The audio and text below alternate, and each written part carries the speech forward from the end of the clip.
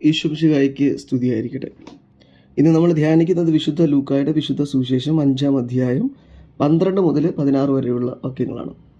യേശുനാഥൻ ഒരു കുഷ്ഠരോഗിയെ സൗഖ്യപ്പെടുത്തുന്നതിനെക്കുറിച്ചാണ് സുവിശേഷം നമ്മളോട് സംസാരിക്കുന്നത്.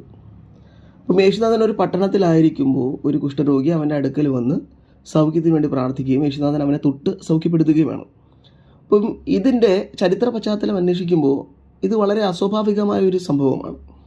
കാരണം കുഷ്ഠരോഗികളെ ഒരിക്കലും സൗഖ്യമാക്കപ്പെടാത്ത ഒരു അസുഖമായിട്ടാണ് കരുതിയിരുന്നത്. അതുകൊണ്ട് തന്നെ കുഷ്ഠരോഗികളെ പട്ടണത്തിൻ്റെ പുറത്താണ് താമസിപ്പിച്ചിരുന്നത്. അവർക്ക് പട്ടണത്തിനകത്തേക്ക് പ്രവേശനമില്ല. ഒരുപക്ഷെ അവർ കടന്നു വന്നാലും അവരെ കല്ലെറിയുകയും ഉപദ്രവിക്കുകയൊക്കെ ചെയ്യുക പതിവായിരുന്നു. കുഷ്ഠരോഗികളെ അത്രയ്ക്ക് വെറുപ്പോടുകൂടെയാണ് അന്നത്തെ സമൂഹം കണ്ടിരുന്നത്. അപ്പം ഇവർക്ക് ഭക്ഷണത്തിന് വേണ്ടി പോലും ഇവർ ഒരുമിച്ച് താമസിച്ചിരിക്കുന്ന ഏതെങ്കിലും ഒരു ഇടങ്ങളുണ്ടാകും.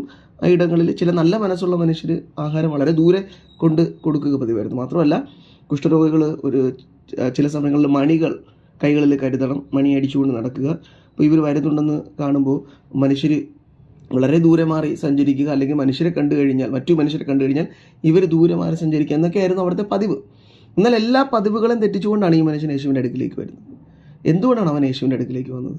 കാരണം യേശു പ്രാപ്യനായ ഒരു മനുഷ്യനാണ് നമ്മൾ മനസ്സിലാക്കിയിരുന്നു. തന്നെ തള്ളിക്കളയാത്ത, ഉപദ്രവിക്കാത്ത, എന്നാൽ തന്നെ മാറോടണയ്ക്കുകയും തന്നെ സൗഖ്യപ്പെടുത്തുകയും ചെയ്യുന്ന ഒരു മനുഷ്യനെ ക്രിസ്തുവിൽ അവർ കാണുകയാണ്. അപ്പോൾ ക്രിസ്തുവിൻ്റെ സാമീപ്യം മനസ്സിലാക്കി കഴിയുമ്പോഴാണ് ക്രിസ്തു മനുഷ്യൻ മാത്രമല്ല ദൈവമാണെന്ന് കൂടെ അവൻ തിരിച്ചറിയുകയും സൗഖ്യത്തിന് ശേഷം അവൻ യേശുനാഥനെക്കുറിച്ച് വളരെ പരസ്യമായി പ്രഖ്യാപിക്കുകയും ചെയ്യുന്നുണ്ട്, അവൻ്റെ ദൈവത്വത്തെക്കുറിച്ച്. അപ്പോൾ ഈ മനുഷ്യൻ ക്രിസ്തുവിനെ മനസ്സിലാക്കിയിരുന്ന ആ ഒരു ചിന്തയാണ് നമ്മുടെ മനസ്സിലേക്ക് വരേണ്ടത്. ക്രിസ്തുവിനെ ആ കാലഘട്ടത്തിലുള്ള മനുഷ്യർ മനസ്സിലാക്കിയിരുന്ന അങ്ങനെയാണ്. അവഗണിക്കപ്പെട്ടിരുന്നവരും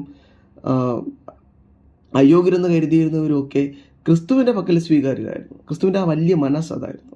അപ്പം നമ്മൾ ഏതവസ്ഥയിലാണെങ്കിലും യേശുനാഥൻ നമ്മളെയും സ്വീകരിക്കുമെന്നുള്ള ഈ ബോധ്യമാണ് നമ്മളെയും സൗഖ്യത്തിലേക്ക് നയിക്കുന്നത്.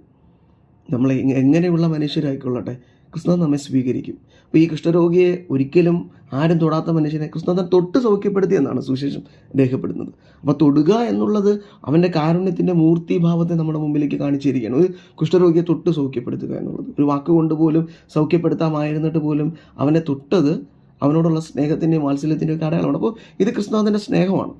അപ്പോൾ ഈ മനുഷ്യനുണ്ടായ ബോധ്യം നമുക്ക് ചുറ്റുമുള്ള മനുഷ്യർക്ക് നമ്മെക്കുറിച്ചും ഉണ്ടാവണം. നമ്മളും പ്രാപ്യരായ മനുഷ്യരാണെന്നുള്ള ഒരു ബോധ്യം പ്രശ്നങ്ങളുടെ നടുവിൽ നമ്മുടെ അടുക്കൽ എത്തിയാൽ നമ്മൾ സ്വീകരിക്കാൻ മനസ്സുള്ള മനുഷ്യരാണെന്നുള്ള ചിന്തയും മറ്റു മനുഷ്യർക്ക് ലഭിക്കണം. അങ്ങനെ മറ്റു മനുഷ്യർക്ക് സ്വീകാര്യരായ, മറ്റു മനുഷ്യർക്ക് വന്നെത്താൻ കഴിയുന്ന തരത്തിലുള്ള ഒരു മനുഷ്യനെ തീരാൻ നമുക്കും ഈ സുവിശേഷം നമ്മളോട് ആവശ്യപ്പെടുന്നുണ്ട്. അപ്പോൾ യേശുനാഥനെ പോലെ നമ്മൾ അവൻ്റെ അടുക്കിലേക്ക് ചെല്ലുമ്പോൾ അവൻ നമ്മളെ സ്വീകരിക്കുന്നത് പോലെ ആ സ്വീകരണം നമുക്ക് ലഭിക്കണമെങ്കിൽ നമ്മളും മറ്റു മനുഷ്യരെ സ്വീകരിക്കുന്ന മനുഷ്യരായി മാറണം എന്ന് സുവിശേഷം നമ്മെ ഓർമ്മിക്കുന്നുണ്ട്. ഈ ഒരു കൃപയ്ക്ക് വേണ്ടി നമുക്ക് പ്രാർത്ഥിക്കാം. യേശുനാഥൻ അത് നമ്മെ സഹായിക്കട്ടെ.